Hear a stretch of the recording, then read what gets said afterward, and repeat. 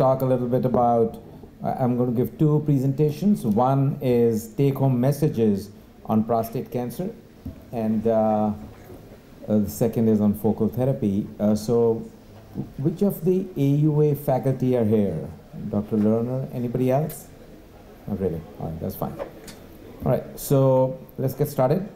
This presentation was given by Dr. Kristen Green from UCSF at the AUA, and it's her talk that I'm presenting.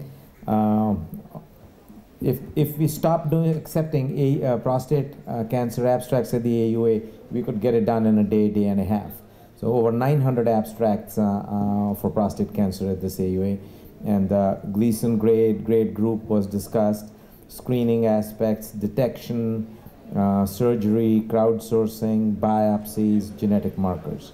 So the pivot trial was, the follow-up data were presented, and some localized prostate cancer guidelines. So is everybody here using grade group as opposed to Gleason grade group? Excellent.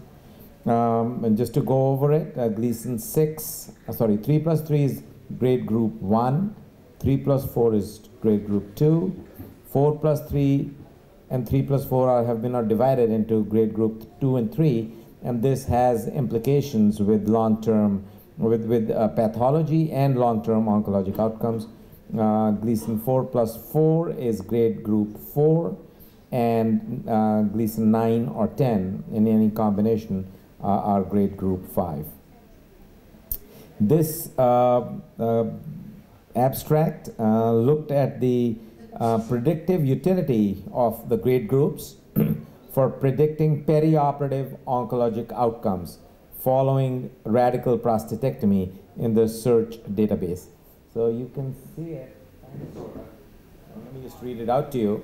So essentially, here are the grade groups 1, 2, 3, 4, 5. And for extracapsular extension, seminal vesicle invasion, positive margins, positive lymph nodes, the statistically significant difference in all of these critical aspects as you went down the grade groups. So you know, it correlates very nicely with the actual post-prostatectomy pathology. The US PSTF impact on screening. So this was an abstract from St. Louis, and these folks looked at incidence rate ratios from 2008 to 2013, looking at the impact of the preventive task force on screening. And bottom line, their conclusion was that analysis of the SUA data demonstrates a decline in the incidence of prostate cancer among all races, notably a decline in Gleason's 8 through 10 for African Americans, whites, Hispanics, etc., suggesting reduced diagnosis of aggressive prostate cancer in the US PSTF guidelines era. So some decrease in detection of higher grade disease. This particular abstract from UC Davis, talking about rising incidence of metastatic prostate cancer in California from 88 through 2014. And again, they looked at the average percent change in non-Hispanic whites, in folks aged 65 to 74.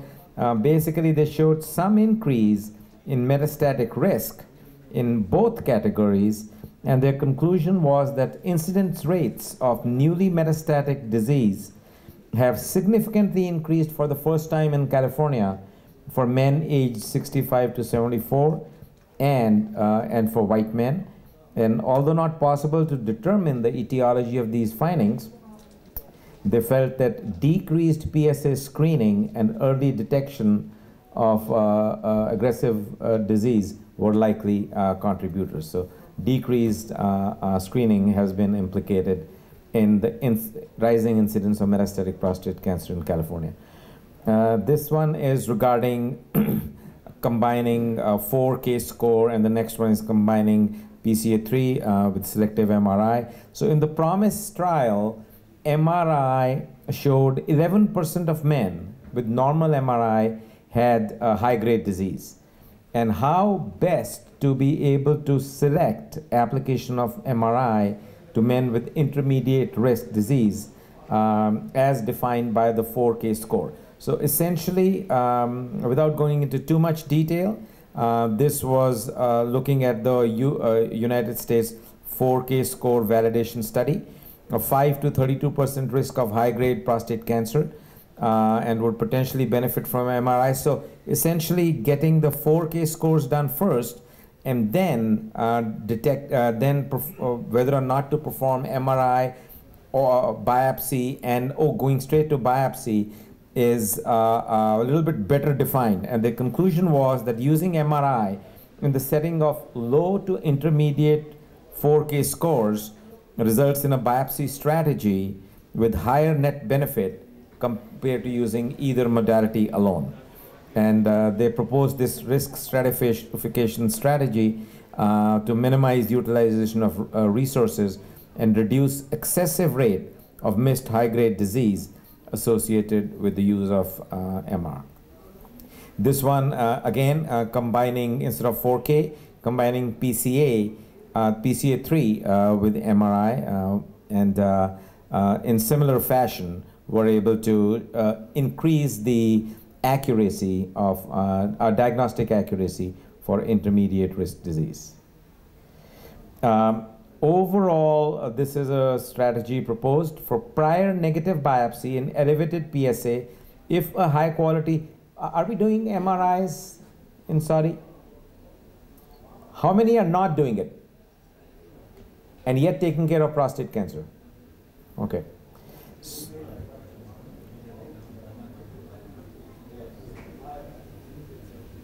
That was the question. Okay.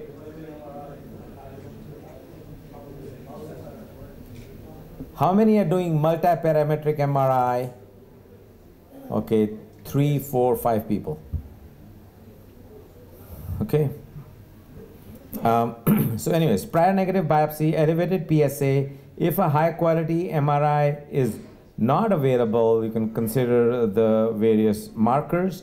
If it is available, then differentiating between PIRADS less than versus greater than 3. Greater than 3, you go to targeted biopsy. If it's less than 3, you can use these markers to help further make your decision, as I already showed you. Looking at MRI fusion biopsies, over 200 abstracts just for this, and 3 are listed here. The SMART target biopsy trial, looking at visual estimation versus actual fusion, showing no difference. And this was a study from China. Found that comparing, they did a Bayesian network meta-analysis of 24 randomized controlled trials and found better overall detection with MR TRUS compared to TRUS alone, but equal chances of detecting high-risk disease. The fact that PIRADS 3 or greater has significant association with detection of cancer was in this multi-institutional trial from Australia. Transperineal versus transrectal biopsies, and in Saudi, so mostly transrectal. How many are doing transrectal?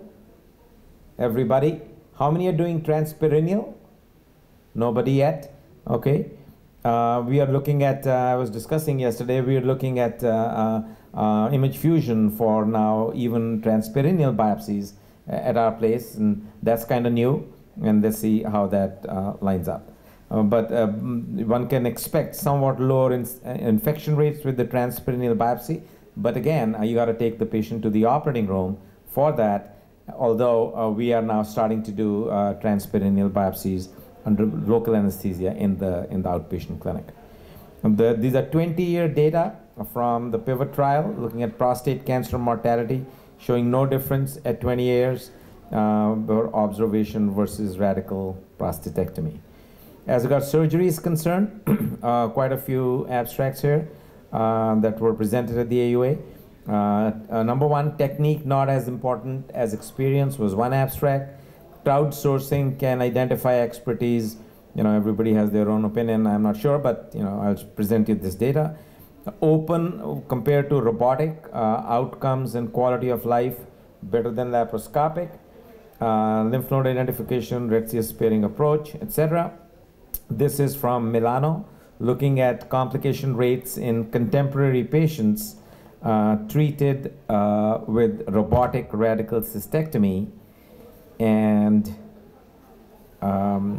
these guys basically had 4 surgeons, each of whom had done 200 prior open prostatectomies and then moved on to robotic. And so basically, the greater the surgical experience, the lesser the complications, was the message of this thing. So as you get more experienced, your complications drop, and this was true for high, low, and intermediate risk disease.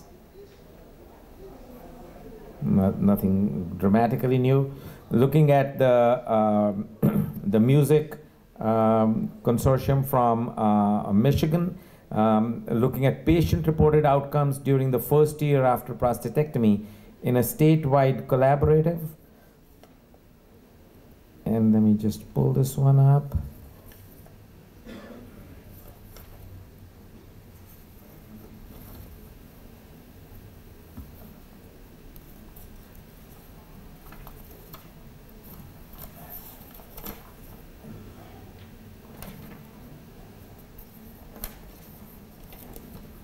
Okay, and they broke it down by surgeon quartiles, those with the better experience versus those with lesser experience, and those in the top quartile had better urinary function, 3-month urinary function outcomes. And they also looked at declining patient risk, highest risk cancer versus lowest risk. And these are the surgeons that were in the music consortium, and these are the top performers. And with decreasing patient risk, the outcomes of good function, urinary function, improved. This was a 5-year follow-up study, prospective randomized control trial by one surgeon from Italy, Propiglia. And again, a 5-year prospective randomized comparison. I think they compared about 60 patients each. Here it is, 60 patients. And so this is robotic, and this is laparoscopic. Robotic versus laparoscopic. Continence rates were better in the robotic cohort, as were the potency rates, and these were followed up to 5 years. And at all time points in this 5-year analysis, robotics was better in the hands of this one surgeon. This was a prospective multi-center comparison of open and robotic radical prostatectomy. And essentially, they could not find any real health-related quality of life differences between open and robotic prostatectomy. And you can see an excellent group of investigators from Harvard, Michigan, Vanderbilt, St. Louis, UCSF, UCLA, etc. So this is a sexual function, open versus robotic, urinary incontinence, urinary irritation, bowel, no difference in over 500 patients in each arm. However, while there were no differences in health-related quality of life, but robotics was associated with better perioperative issues such as blood loss, transfusions, hospital stay, incisional scores, infections, DVTs, etc. This one is about crowdsourcing, looking at technical skills assessment.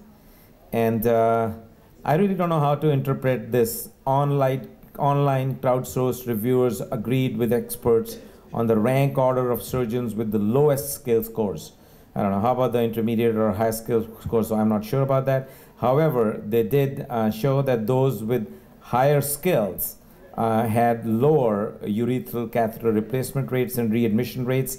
So here are the readmission rates of the lowest quartile versus the best performing surgeons. And again, this is for readmission, for blood loss, for indwelling catheter replacement. The skilled surgeons did better.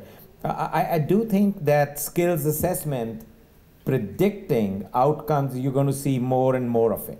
Okay, crowdsourcing, as I'm sure you already know, is basically putting it on Google or whatever this search engine is, and having literally anybody, you pay them like 25 cents per video reviewed, and you know, and the power of the crowd being better than the individual is the fundamental concept here.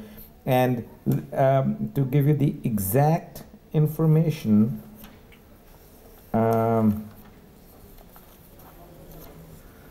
so these guys were able to get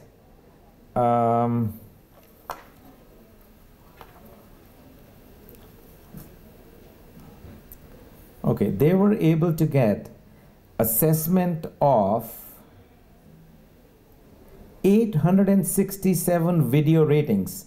21 surgeons were asked to send in one video each. So a total of 867 video ratings from the crowd within 3 hours and 48 minutes. What are the chances if we said to each other, okay, here we go, here are 21 videos, guys, I need the experts' opinions. We probably won't hear back from each other for maybe a year, and even then you'd give it to your resident to check it out for you. In 3 hours and 48 minutes, you give somebody 25 cents, you get an answer. However, I am not fully convinced this is really that rigorous.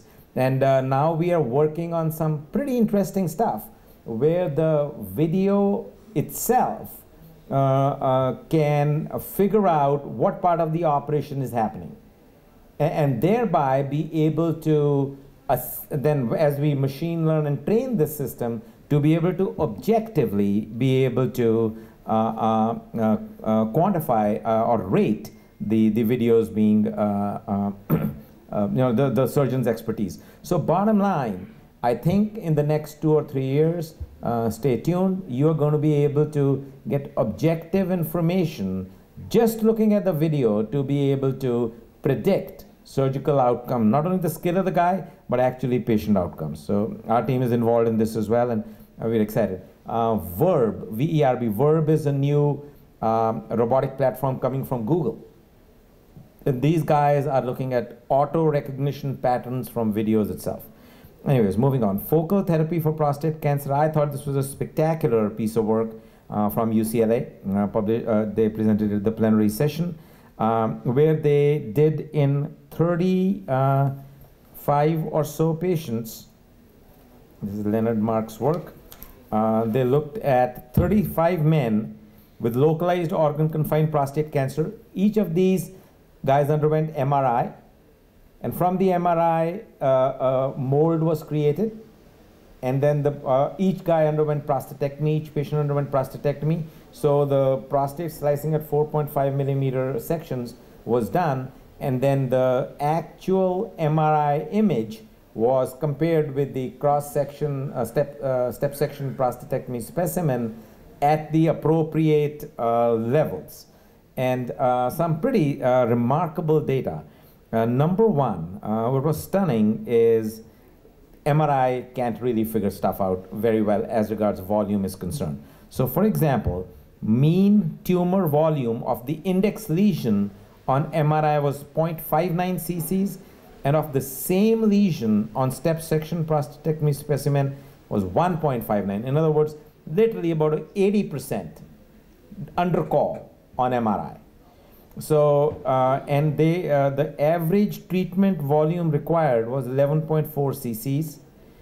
Treatment margin was 10.7 millimeters. So, you know, one of the things that has been talked about is if on MRI you see a lesion for focal therapy, if you can extend your ablative therapy about 9 millimeters to a centimeter beyond the edges of the lesion, you're going to be fine.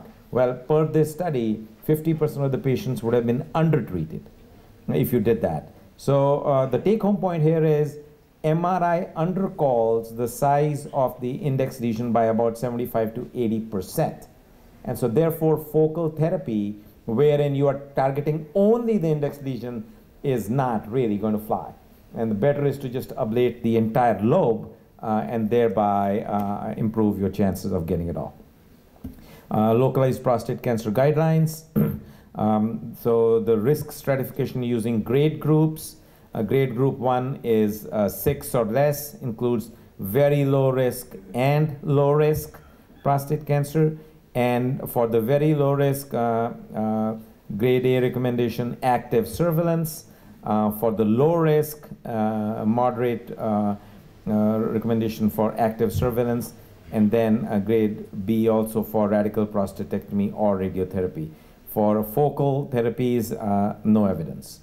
For intermediate risk disease, divided into grade group 2 and grade group 3, a strong recommendation for radical prostatectomy or radiotherapy for either of these, a moderate for radiotherapy without ADT, and again, no evidence for focal ablation. For high risk, PSA 20 or greater, or grade group 4 to 5, and T1, T2 disease.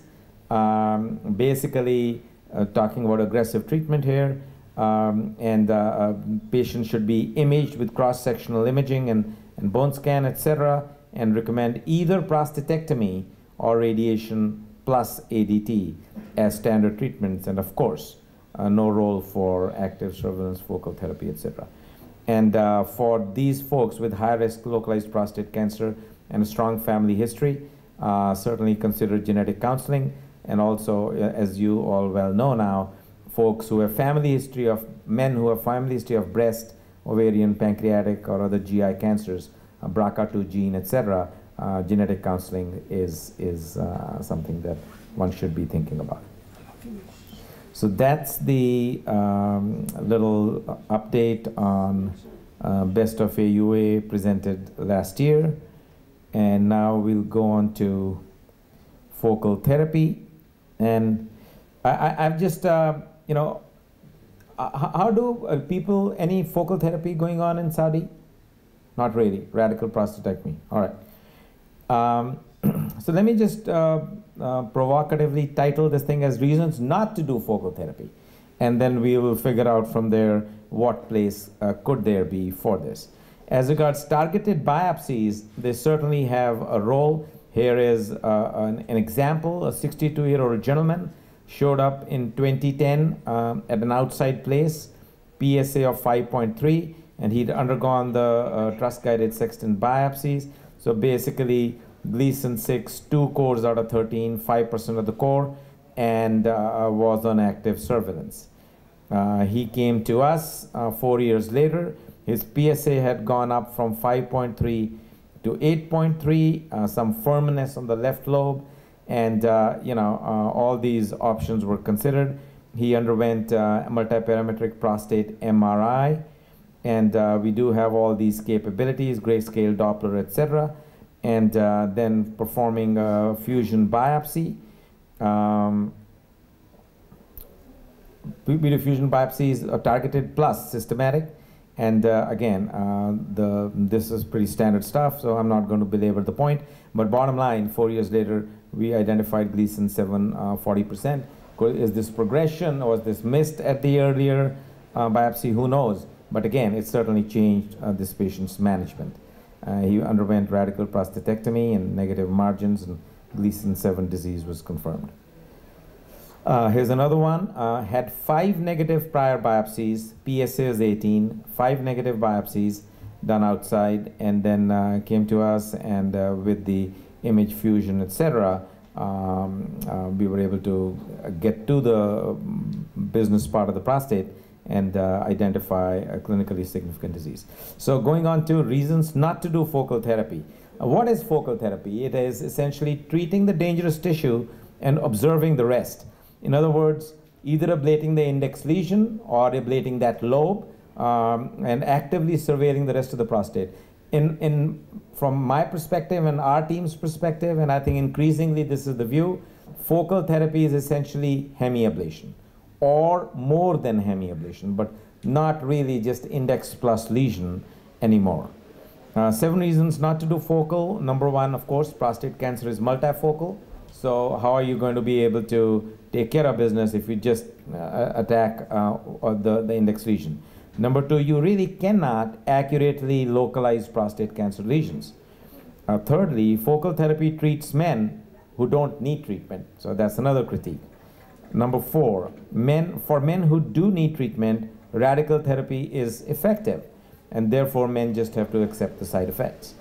Number 5, functional outcomes of focal therapy are no better than modern radical prostatectomy surgery, which gives excellent outcomes, so focal really can't improve on that. And number 6, anything less than whole gland treatment risks leaving cancer behind. So you're risking men's lives, and treating intermediate to high-risk disease with focal is unethical. And 7th is there are no data from randomized control trials. So let's look at prostate cancer is multifocal, so is breast cancer, and yet targeted treatments, targeted surgeries, targeted excisions are part of the breast cancer treatment armamentarium. However, we do know that in addition, they perform targeted intraoperative radiotherapy, and so it's not really a good comparator for prostate. The index lesion, though, does have a significant role to play, and here are some Gleason 7 greater than the 31% of the lesions were Gleason 7 or greater, and secondary lesions are rarely, it's not always, but are rarely high grade. Chances of extracapsular extension from the index lesion are significantly greater than that from the smaller secondary lesions. And here is a paper that looked at overall prostate volume. The tumor volume is 1.76 cc's, and the index lesion volume is 1.42. So about 70% of the cancer burden in most prostates where there is the index lesion is attributed to the index lesion. There is also evidence that metastases most likely arise from the index focus in the context of multifocal prostate cancer, wherein the secondary lesions are or maybe passenger lesions and not really contributing to lethality.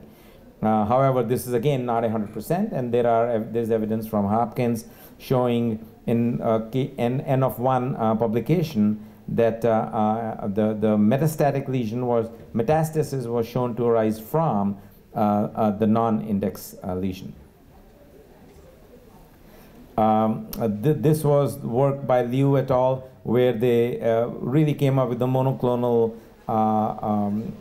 propensity for prostate cancer metastasis, where they did in about 39 men warm autopsies and did retrieval of the prostate and the metastatic lesion, and were able to establish clonality between the one spot from the prostate cancer, from the prostate itself, and the metastasis.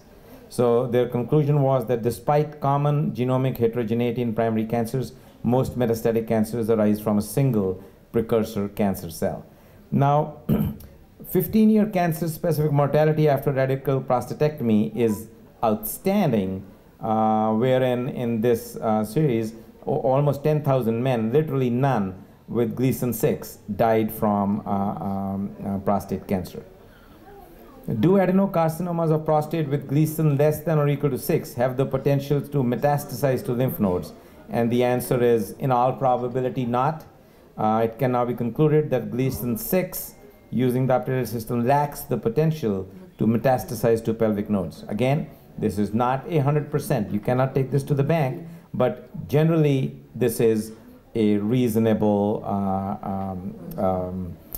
conclusion. Here is the N01 study looking at the clonal origin of lethal prostate cancer, where a secondary lesion was noted to be resulting in metastasis, and the critique of that paper was that in all probability they missed another lesion there with having Gleason pattern 4, which was more likely driving this than the Gleason 6 disease.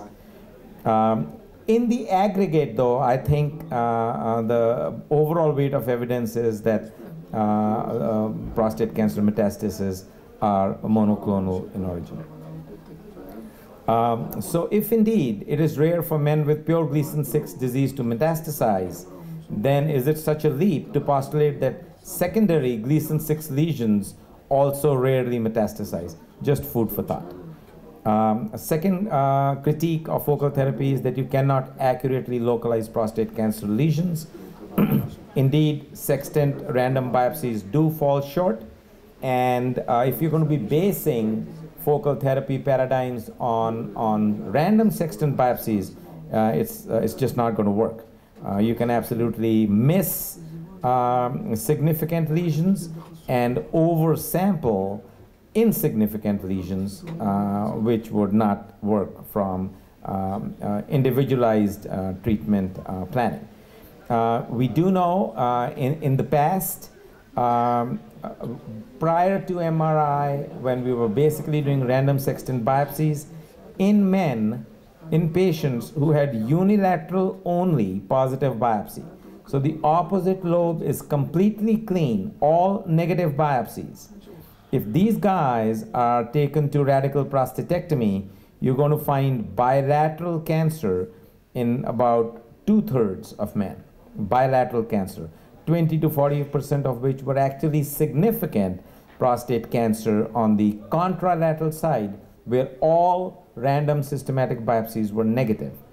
And furthermore, even more worrisome was the fact that no preoperative variables predicted unilateral versus bilateral disease in the past. So clearly, therefore, skepticism about focal therapy is completely understandable. However, has MRI, multiparametric MRI, changed this scenario? So at this point in time, we are telling patients that, sir, your multiparametric MRI is completely negative on the left side. Your targeted and systematic biopsies on the left side are all negative also. So therefore, the chances you have significant disease on the left side are minimal, and we can, with reasonable confidence, treat only the right lobe.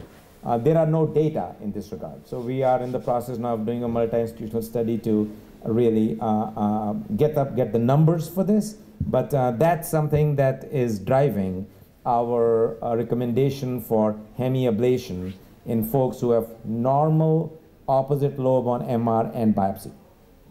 Multiparametric MRIs, T2 weighted ADC, and contrast enhanced. And here is the multiparametric transrectal ultrasound, grayscale Doppler, and elastography. So T2 weighted and grayscale Doppler basically look at anatomical change. The ADC mapping and elastography look at higher cellular density, and contrast enhanced looks at the microvessel density and the perfusion aspects.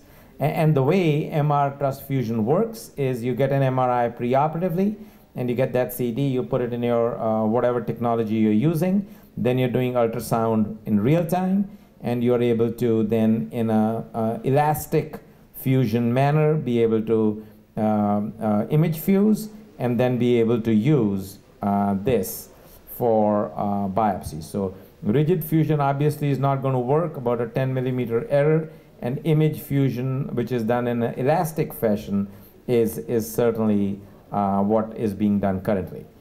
The workflow, as I've already mentioned, is we're using the Coalesce system, and once the ultrasound probe is in place during the biopsy, the contour of the prostate is registered, the images are fused with the MRI done previously, and then each time we fire a biopsy, the needle is held in place, and we do a scan of the prostate and record that particular needle location. So this is one difference between Artemis and Coalesce, where Artemis system projects where the needle is going to go and then accepts that as the ground reality. Okay? Whereas in the Coalesce, we actually put the needle in the prostate and actually take a picture of the needle in there. And there is clearly bending of needle things, etc. So if you think you're shooting it there, it's not necessary the needle went there. So again, this is just one little thing that we feel Coalesce system brings to the table. And that's how we then are able to really get a nice recording of the location of each needle biopsy. So again, step by step, we get the MRI prostate segmentation, register the visible suspicious lesion, do the segmentation, and then we can even create a color-coded target. And then once this image fusion is done, you can go 50-50 with ultrasound and MR, go either way, or you can go 100% based on transrectal ultrasound alone if the MRI did not show anything, or go 100% based on the MR image if indeed the MR did. Template biopsies is another way to go, where you literally do about 30, 40, 50 biopsies in the operating room under general anesthesia, etc., and is talking about a one-day hospital stay afterwards.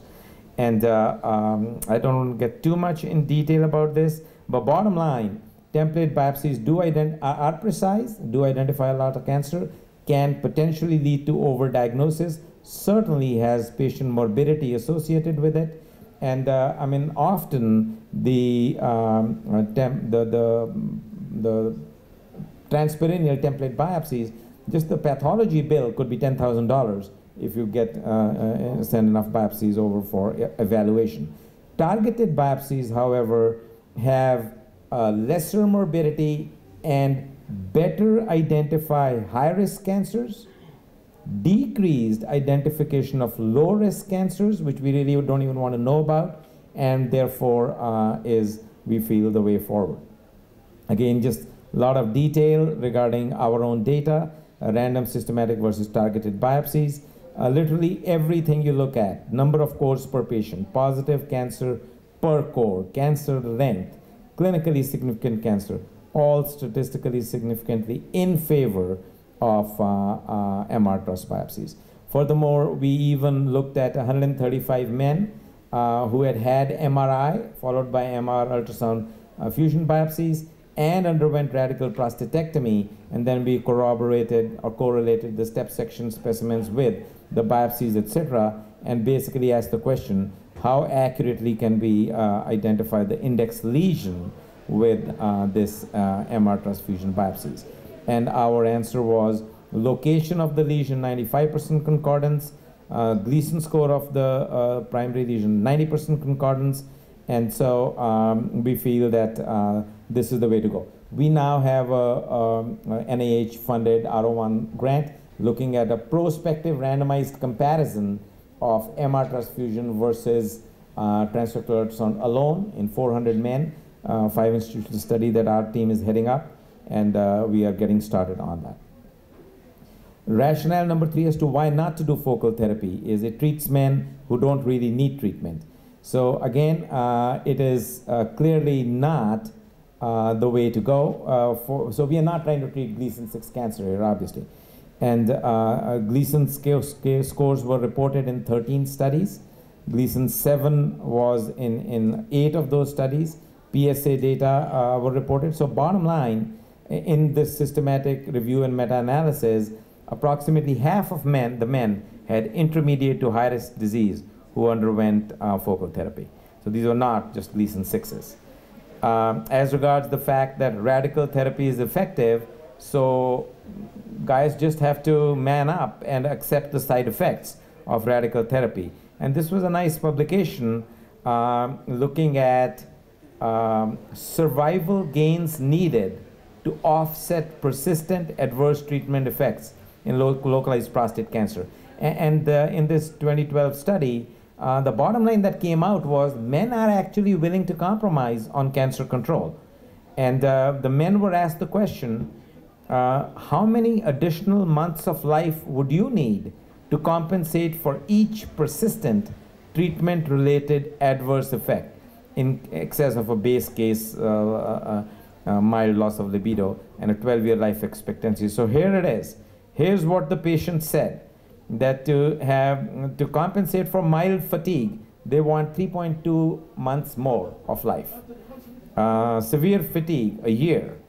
Severe urine leakage, they want you to guarantee that they will have 2 years of excess life if they are going to remove their prostate. So again, quality of life is obviously a critical aspect, and it's not just cancer, cancer, cancer. Every single patient undergoing prostatectomy, undergoing prostate cancer treatment.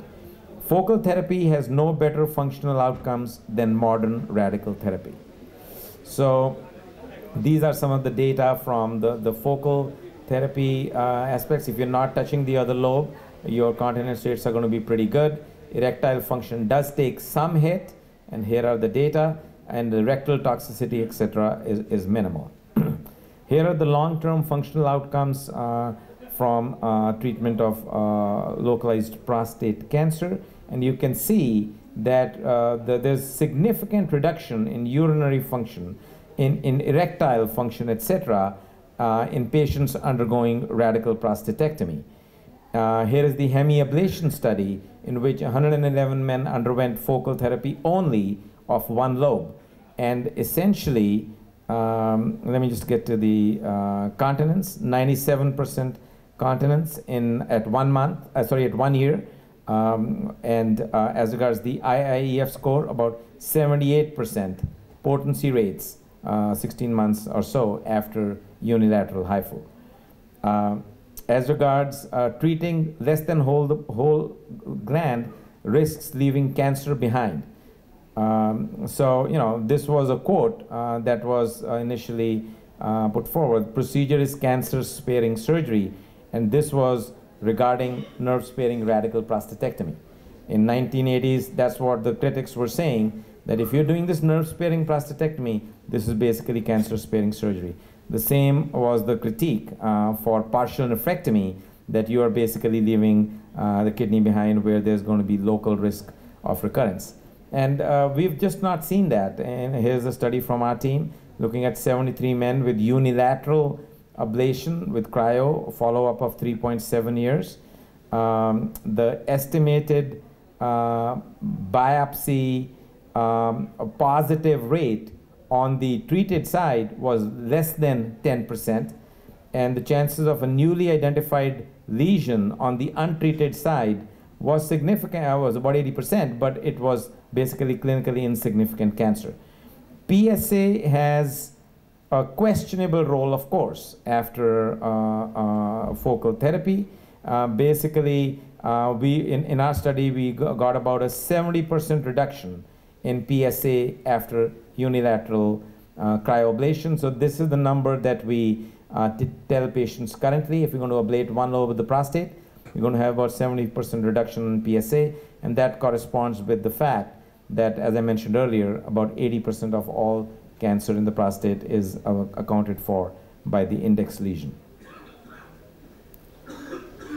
No data from randomized controlled trials. So clearly, that is an issue. Randomized controlled trials in prostate cancer are minimal. Is it even possible today to deliver a randomized controlled trial for novel interventions in prostate cancer? And so here are the various trials, and you can see that the accrual rates, 7 out of 800, 180 out of 2,000, that was accrual target, 56 out of 2,000. So again, it is very difficult to do a prospective randomized comparison of surgical treatments. And so again, just various things mentioned. This is Atul Gawande's editorial in the New England Journal, and that if the past quarter century has brought minimally invasive procedures, the next may bring the elimination of invasion. So responsibly done focal therapy would be in that category. This is the University College London focal experience, where focal is now significantly more commonly practiced than whole gland ablation at that institution. This is the focal cryo registry. Again, the focal in the trial and the focal in the registry. Overall, prostate cancer specific survivals are pretty good, as are the metastasis-free survivals over a median follow-up of 3 years. So I'm going to stop at that and just say that I think we need to keep our minds open about the potential for delivering focal treatment in the appropriately diagnosed patient in which the cancer burden is limited more to one side as opposed to distributed across the entire prostate. Thank you.